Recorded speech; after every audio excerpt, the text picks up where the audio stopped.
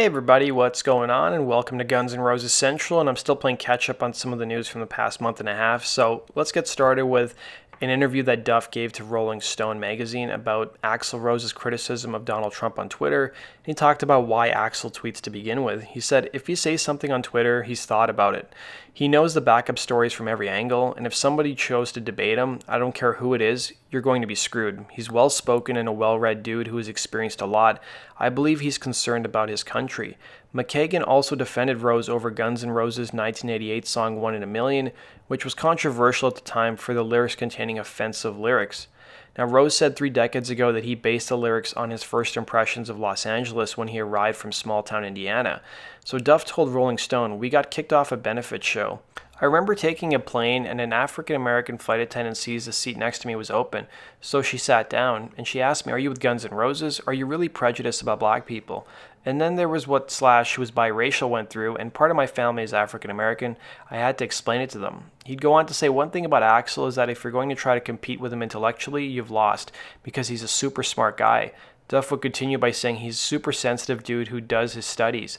When we did that song, I was still drinking, but he was way ahead of us with his vision of something's got to be said, and that was the most hardcore way to say it. So in a separate interview that Duff gave, he talked to Classic Rock, and he talked about how he thinks the party attitude of the 80s could be coming back. So he said humanity will overcome when talking about all the stuff going on in the political, basically going on in politics. And he said there's always a backlash. We've had to be serious since 9/11, and I think there's going to be a point when punk rock and disco both come out at the same time. People were done with the Vietnam War and with the recessive 70s and gas lines and union strikes.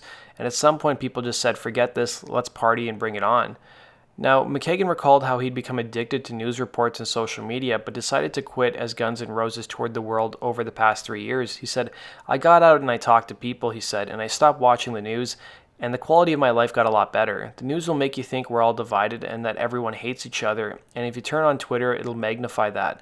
I had a realization about going out and meeting people on tour, turning off the TV and shutting the screen down, and going out to talk to your fellow man. And if I think enough of us do that, things will change. And he said on his album's final track, Don't Look Behind You, it was the most hopeful of the collection. It kind of sums up the record, with the last stop being, you know what, we're going to get through this together. Just don't look behind you. Don't dwell in the past. Just look forward and we're going to be okay. Turning now to some other news. So if you guys have the Reelz channel, I think it's just in the States, they premiered a documentary about Mötley Crüe and Guns N' Roses, and I'm pretty sure they were unauthorized. I haven't had a chance to see them, but the Guns N' Roses one is kind of floating online through some bootleg sites.